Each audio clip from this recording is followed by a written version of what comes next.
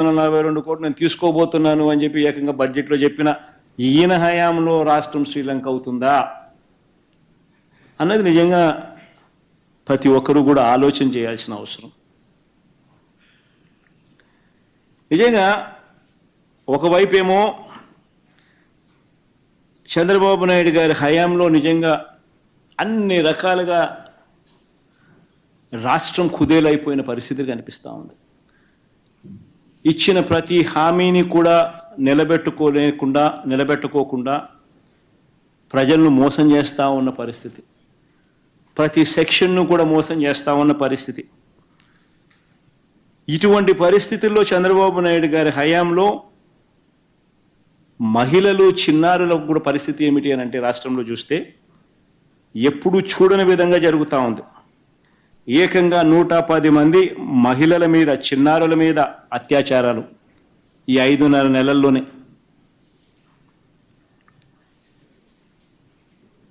ఇందులో 11 మంది చనిపోవడం కూడా జరిగింది. నిన్న కూడా 3 ఇన్సిడెంట్లు జరిగాయి.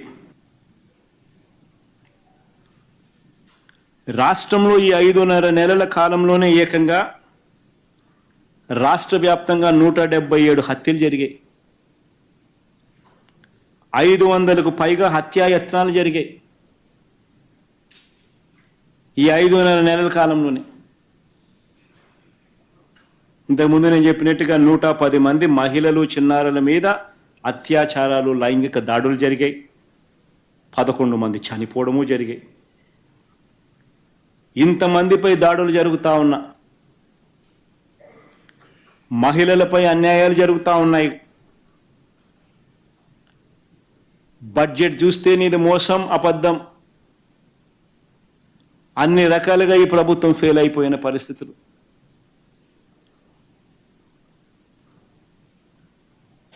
పిల్లలకు సంబంధించిన ఫీజు రీయింబర్స్మెంట్ ఇంతవరకు ఇలా పిల్లలు రోడ్డు ఎక్కుతున్నారు.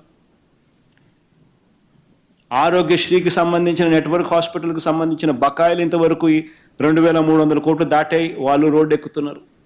పట్టించుకునే పరిస్థితి లేదు. 104, 108 ధర్నా చేస్తూ ఉన్నారు. అతలాకుతలం అవుతా ఉన్న పరిస్థితుల్లో నీ సూపర్ 6 ఒక మోసం, సూపర్ 7 ఒక మోసం, నీ బడ్జెట్ ప్రజెంటేషన్ ఒక మోసం, రోజు డైవర్షన్ టాపిక్స్. ఇలాంటి పరిస్థితులు నిన్ను ప్రశ్నిస్తే దేశంలో ఎక్కడా లేని విధంగా ఏకంగా 680 మందిపై, సోషల్ మీడియా యాక్టివిస్టులపై నువ్వు నోటీసులు ఇస్తావు. 147 మంది మీద కేసులు పెట్టావు. 49 మందిని అరెస్ట్ చూపించావు.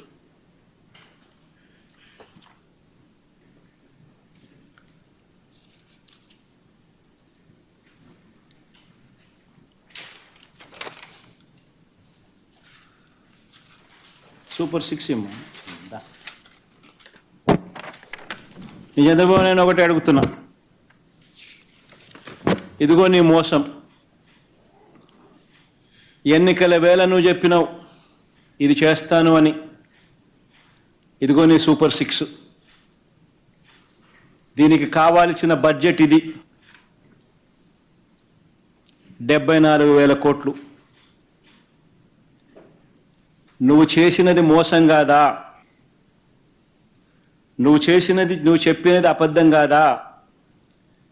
నీ మీద 420 కేసు పెట్టకూడదా? ఆర్గనైజ్డ్ క్రైమ్ ఇది కాదా అని నేను ట్వీట్ పెడతా ఉన్నాను. నా ఎమ్మెల్యేలు, కంటెస్ట్ చేసిన ఎమ్మెల్యేలు అందరూ ట్వీట్లు పెడతా ఉన్నారు, పెట్టబోతున్నారు. మా పార్టీకి సంబంధించిన అందరూ కూడా ట్వీట్ పెట్టి నీ మీద ఎందుకు 420 కేసు పెట్టకూడదు, నువ్వు చేసినది మోసం కాదా అని వైఎస్ఆర్సీపీకి సంబంధించిన ప్రతి కార్యకర్తకు పిలుపునిస్తా ఉన్నాను. ఈ 2 కూడా ఇదే మాదిరిగానే పెడుతూ ట్వీట్ చేయండి. ఇన్స్టాగ్రాము, ఫేస్బుక్, వాట్సాప్, యూట్యూబ్ అన్నిట్లోనూ పెట్టండి. ఎంతమంది నేను అరెస్ట్ చేస్తాడో చూద్దాం. అరెస్ట్ చేయడానికి ఏదైనా ముందుకు వస్తే ఫస్ట్ నా దగ్గర నుంచి స్టార్ట్ చేయమని చెప్తున్నా. ఏమయ్యా నువ్వు చెప్పలేదా ఇవన్నీ? నీ మేనిఫెస్టోలో ఇవన్నీ లేవా? నీ బడ్జెట్ ఇది కాదా? నీ బడ్జెట్లో కేటాయింపులు, వీటికి సంబంధించిన కేటాయింపులు ఇవి ఉండాల్సింది కాదా? మరి ఎందుకు కేటాయింపులు చేయలేదు? చేసినందుకు, చేయనందుకు, మోసం చేసినందుకు, అబద్ధాలు చెప్పినందుకు నీ మీద 420 కేసు ఎందుకు పెట్టకూడదు అని ప్రశ్నిస్తూ రాష్ట్ర వ్యాప్తంగా ప్రతి ఒక్కరిని కూడా ట్వీట్ చేయబోతున్నాం.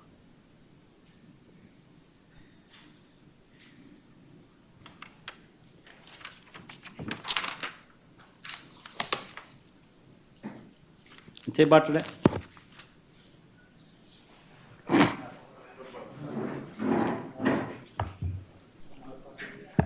గంట 40 నిమిషాలు పట్టింది. వాస్తవమే. మరి ప్రతిపక్ష నాయకుడిగా అసెంబ్లీలో మాట్లాడాల్సి వస్తే ఇవన్నీ చెప్పి, ఇవన్నీ చూపించి, ఇదే మాదిరిగా మాట్లాడాల్సి వస్తే నిజంగానే గంట 40 నిమిషాలు పడుతుంది.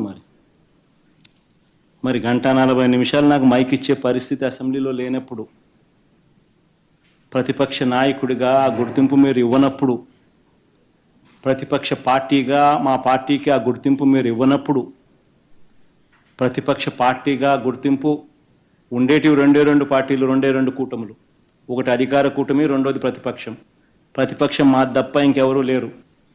అలాంటి మా పార్టీ 40% ఓట్ షేర్ వచ్చిన మా పార్టీకి ఉన్నది ఒకే ఒక్క ప్రతిపక్ష పార్టీ అయినా కూడా ఆ పార్టీని నువ్వు ప్రతిపక్షంగా గుర్తించనంటావు.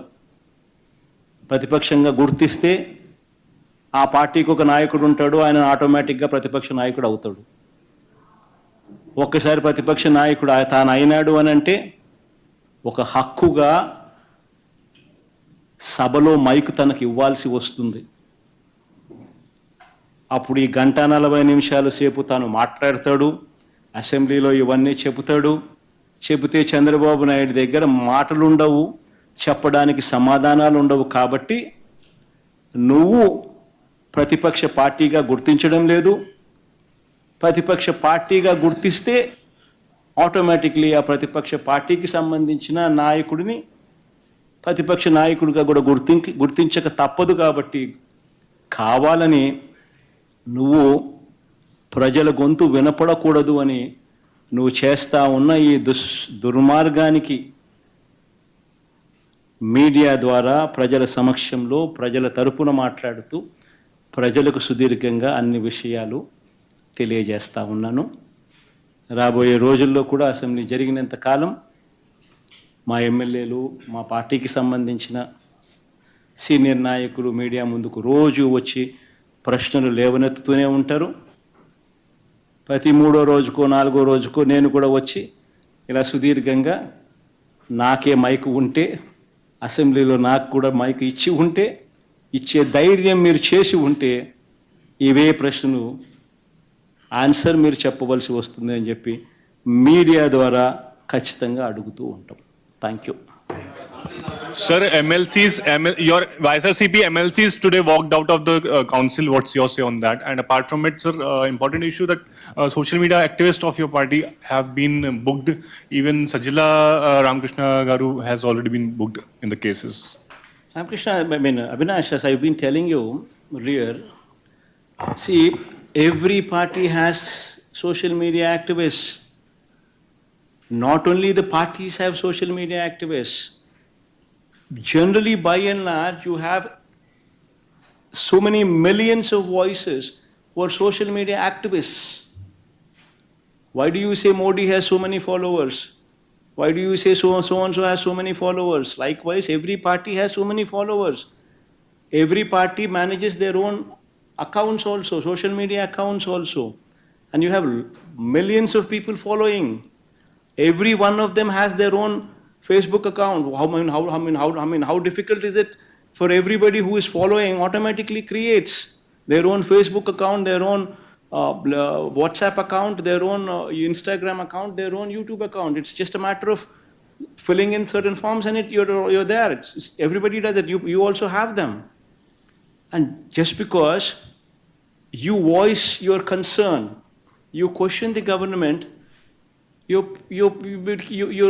cases are registered against you. And if that were to be the case, then do you think democracy would survive? You need to ask these questions yourself. If any party which is in the opposition is to go through this kind of harassment, then do you think any voice could be raised? Even when we were in government, I mean, I could show you so many of these voices, a lot of them from TDP sponsored. They have their own ITDP or so whatever, also from their own platforms. But what could anybody do? See, you cannot choke the voice of the people. It is the freedom. The freedom that you have as your party is not to see. See the messages what these people have put in. They're not, all these messages like, I mean, Ammaku nillu, Nanaku fullu. What is wrong in it? These are general, regular messages. Even these kind of messages, what have been put up, voicing against the government, are also questioned. And worse off, you're ignoring the Supreme Court guidelines, which confines you to only 41A. Whereas now you're projecting them as organized crime. What is organized there? What is a crime there? If somebody were to voice out a concern and you say it's an organized crime, then I think Congress regularly refutes Modi. And so many other parties refute, so many other leaders, so many other parties. Then all of them want to be put behind bars. See, all these people are kids. All these people are probably, 35, 40 years at best, from 25 to 40 years of age. Why do you want to ruin their lives? What exactly are you gaining out of this? All what they did was raise concern. All what you should be doing is correct yourself. That is where it ends. Sir, Also, Mr. ఈ సమావేశాలకు హాజరు కాకపోతే చట్టం తన పని తాను చేసుకుపోతున్నట్టు speaker గారు comment known చేశారు. as an organized criminal. You are saying Mr. Naidu is an organized criminal and that there has been plans from the TDP and like-minded parties since 2022 to create some kind of perception. You as the opposition here are not able to raise your voice at the assembly is what you're saying. If you're given a chance, will you be able to raise all of these questions? How will you go about it? It's exactly what we've been doing, Ma. We've ensured we filed court cases as well. Court cases are pending. Speaker is not answering to the court summons. And we are raising all these issues through the media. All of them with facts, with evidences. And that's what we're doing. Sir, would you get on the streets? Would you go to Delhi about the same thing you just said? See, the thing is, Avinash, what needs to be done is ultimately the courts. Courts would have to step in. We would raise this topic, we would raise all these issues, not only in High Court but also in Supreme Court. Because this is a general case. If somebody is choked here, and if this becomes a precedent, then you will have no voices heard anywhere. Even you, Avinash, even you, Ma, will not be in a position to voice out. If you were to voice out exactly what I spoke today, showing these 6 manifesto promises of Chandrababu Naidu and showing how much the budget allocation would be and why his budget is not allocated these funds, does it not translate to cheating? If you were to voice this concern, you're automatically put behind bars. Then where is democracy? We would have to fight it legally. So during your regime, many TDP leaders were also booked. So do you think it's a revenge politics going on? Basically, we need to understand one thing, Avinash. See, booking 41A notice, that is the best it can go. That is all what it can go. And you can register case. This is where it ends. But never the case where you actually take people, beat up people, never such cases. You can't do that. Okay, fine, you have a problem with a certain posting, what Avinash has put, you don't like it, Okay, you give him 41-day notice, register a case on him. And court, and then it becomes matter becomes sub judice, comes under the court purview. That's where it ends. But what are you doing? You're taking law into your own hands. You're making an arrest, what you're not supposed to do. And not only arrest, you are ensuring that an orchestrated harassment takes place, where on one particular individual in five or six different police stations, you are lodging cases. And you're booking that person in 5 different locations. And you're taking them everywhere. And you're arresting them. These are illegal detentions. This is not right. Play according to the law book, rule book. If you're not going to play according to the rule book, then you're doing something which you're not supposed to do. This is exactly what we're questioning. Sir, you're saying opposition leaders' voices are being stifled. At the same time, your sister Y.S. Sharmila yesterday, she is demanding that YSRCP MLAs who have not attended assembly resign because they're not even part of assembly sessions. Let's not talk about my sisters here. They have 1.7% vote Sir, share. sir. The Congress party has 1.7% vote share. Let's not talk about a party which is insignificant in Andhra Pradesh. Please, let's not talk. Sir assembly సమావేశాలకు హాజరు కాకపోతే చట్టం తన పని తాను చేసుకుపోతున్నట్టు speaker గారు ఒక comment చేశారు సార్. దీన్ని ఎట్లా చూస్తారు? Ramesh?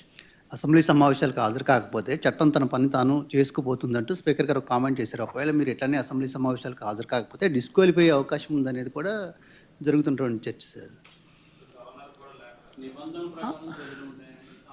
అల్టిమేట్గా అదే దుర్గా నేను చెప్పేది. అల్టిమేట్గా తప్పెక్కడ జరుగుతూ ఉంది? నువ్వు అసెంబ్లీ అన్నది ప్రజల గొంతు వినపడకుండా నీ గొంతులు మాత్రమే నువ్వు వినిపించే కార్యక్రమం చేస్తే నీ అసెంబ్లీ సమావేశాలన్నీ ఏం జరుగుతాయి? ఆత్మస్తుతి, పరనింద. ఇంతే జరిగేది. ఆత్మస్తుతి, పరనింద, నీ అబద్ధాలు, నీ మోసాలు, వీటి ప్రొపగేషన్. ఎవడు మాట్లాడేది ఉండదు, ఎవడు అడిగేది ఉండదు, ఎవడు చెప్పేది ఉండదు. అంతా నువ్వే బౌలరు, నువ్వే బ్యాట్స్మెన్, నువ్వే వికెట్ కీపరు, నువ్వే ప్లేయరు, నువ్వే కీపరు, నువ్వే ఫీల్డరు. సమస్య ఏముంది? ఇంక అన్నీ నువ్వే. ప్రతిపక్షం అన్నది అసెంబ్లీ జరుపుకోవాలన్నది ప్రభుత్వానికి ఉండాలి.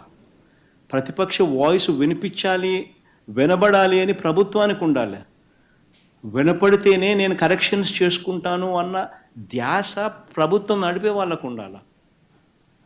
ఎప్పుడైనా కూడా ప్రభుత్వం నడిపే వాళ్ళు they should be open to correction. If they are not open to correction then you would never learn the mistakes. విననప్పుడు, కనపడనప్పుడు, వినకూడదు అని అనుకున్నప్పుడు నువ్వు తప్పులు చేస్తూనే పోతావు. That is what you doing.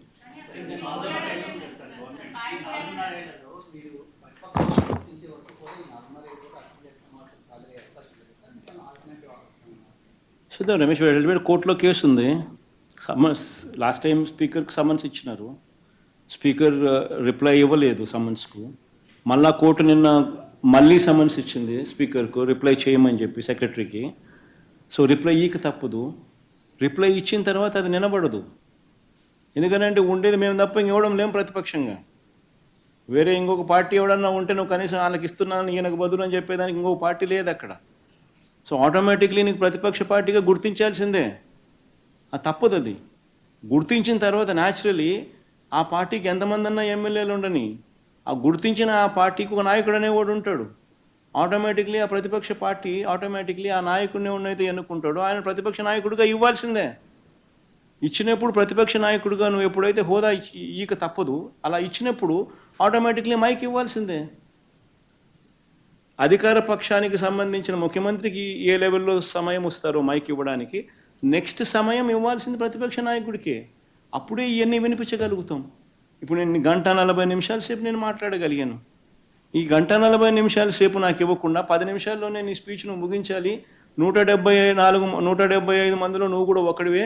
నీకు 174 మందికి సమయం ఇచ్చేది ఏ మాదిరిగా ఇస్తున్నానో నీకు కూడా అంతే సమయం ఇస్తాను అని నీకు కూడా చెప్పి 10 నిమిషాలు నువ్వు ముగించాలని అంటే నువ్వేం చెప్పగలుగుతావు? ఏ రకంగా ఈ సమస్యలన్నీ నువ్వు చూపించగలుగుతావు? ఏ రకంగా నువ్వు ప్రభుత్వాన్ని నిలదీయగలుగుతావు? ఏమీ చేయలేము. అప్పుడు అసెంబ్లీకి నువ్వు పోవడం వల్ల లాభం ఏంది?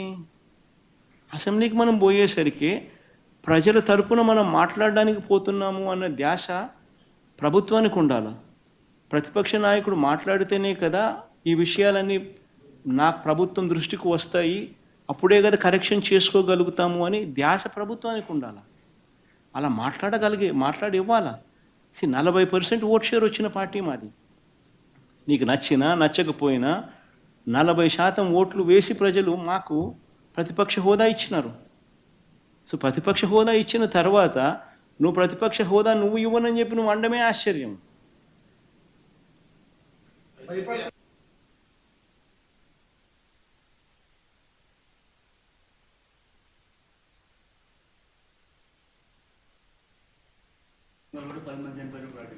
అదే రవి, డయేరియా ఘటన జరిగినట్టుగా అంతలో ఇంతమంది చనిపోయినట్టుగా నేను చెప్పడమే కాదు, వాళ్ళ పార్టీకి సంబంధించిన వాళ్ళ డిప్యూటీ సీఎం కూడా అక్కడికి వెళ్ళి చెప్పిన తర్వాత కూడా